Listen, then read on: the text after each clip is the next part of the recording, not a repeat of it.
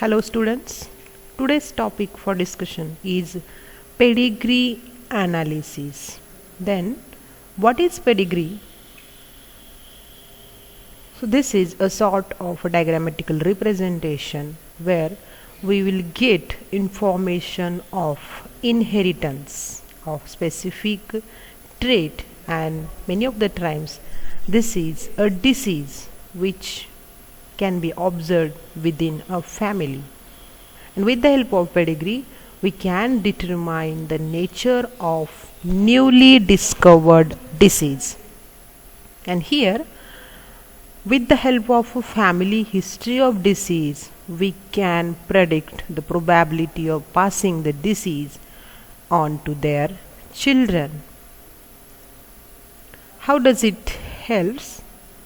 Then, so here the phenotypes or genotypes for a particular organism or its ancestor can be represented with the help of standardized set of symbols, and here these symbols represent individual sex, family relationship as well as the phenotype. It determines the mode of inheritance of particular disease, as I told you in the previous slide, and probability of appearance of this disease in the offspring. And this is obviously helpful for genetic counseling, and there are this type of symbols which are useful for preparation of pedigree charts, so you can observe here the square as well as the circle which represent male and female, and if they are black dotted, or if they are filled, then they are the affected individuals, and if they are connected, then there is a mating. And these two figures shows generations, first generation and second generation after marriage. Then so here this is for the identical twins, and this is for the non-identical twins. So this, with the help of these symbols, there is probability to draw the figure of different inheritance. There are 5 major types of inheritance: autosomal dominant, autosomal recessive, Xlinked dominant, Xlinked recessive, and Ylinked. We'll go step by step. So this autosomal dominant disease is caused by dominant allele of a gene, and here every person with that allele will show symptoms of the disease. This is again by assuming the complete penetrance. So here, interestingly, every affected individual must have an affected parent, typical for this autosomal dominant. So affected individual again shows the affected offsprings. There are different examples for this autosomal dominant inheritance: achondroplastic dwarfism, polydactyly, narrow thorax, as well as the limbed dwarfism. So this figure gives you idea about the achondroplasia, where this means that there is no cartilage formation.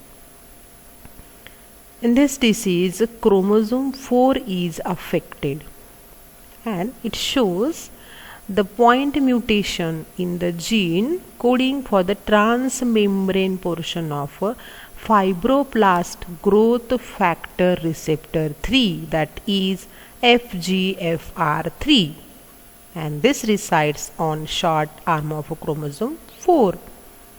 So the persons who are affected with this autosomal dominant gene disorder, that is achondroplasia, they shows short arm, short legs, enlarged head, and average sized torso, and this is nothing but the cartilage formation which is very less or absence of the cartilage formation.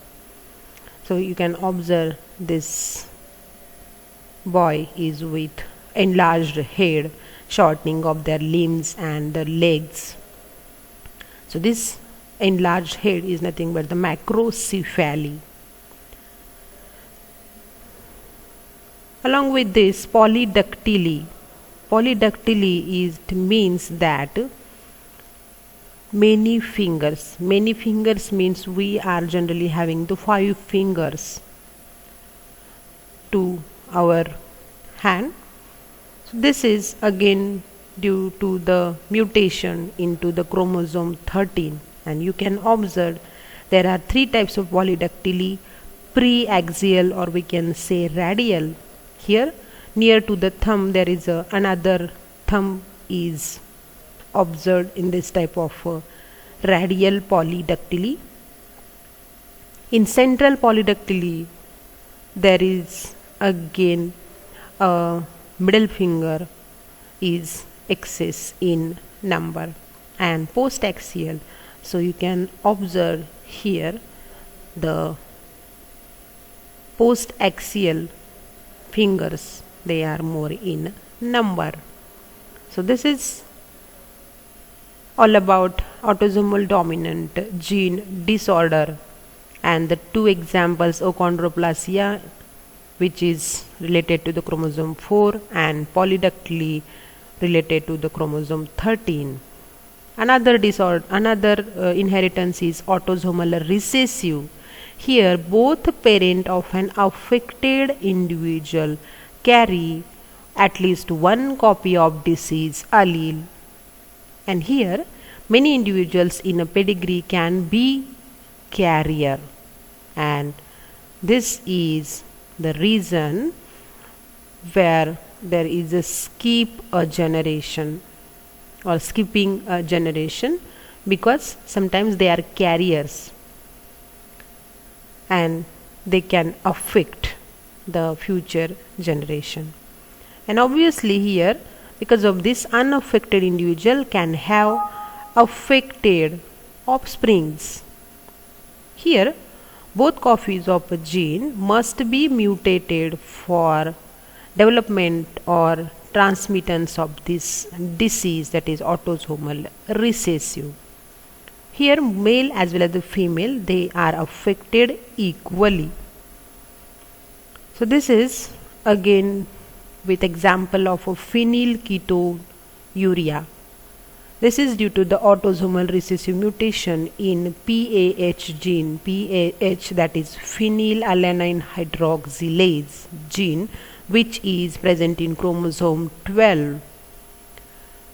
This phenylketonuria is due to the mutation in the specific gene, and this is responsible for breakdown of phenylalanine in the body.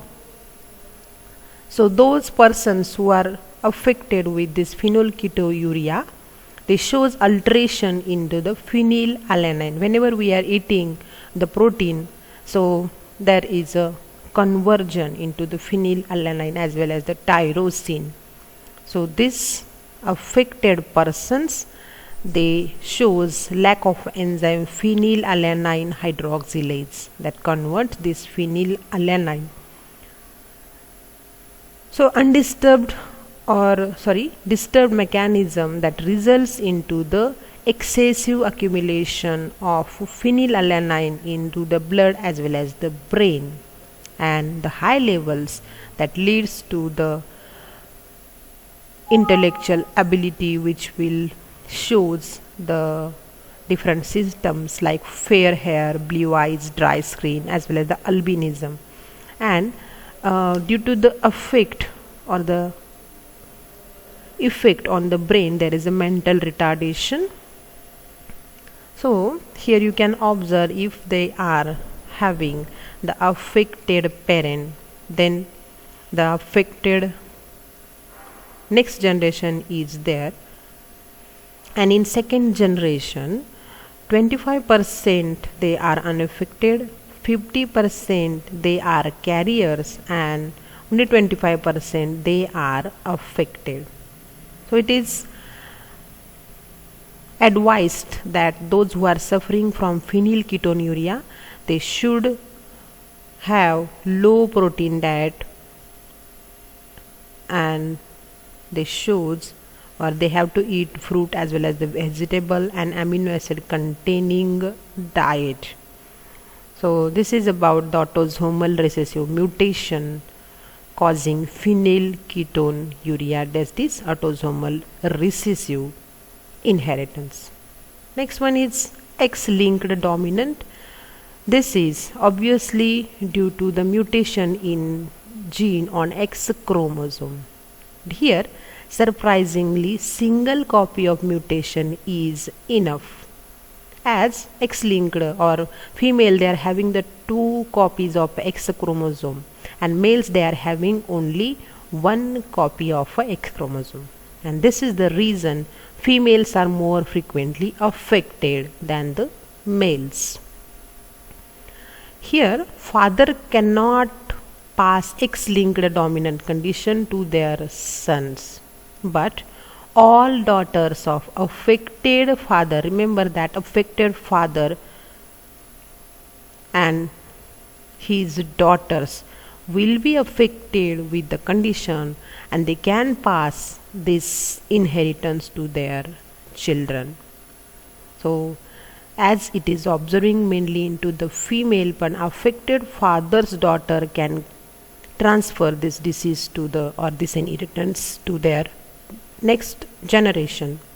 Rett syndrome is a good example for the X-linked dominant inheritance.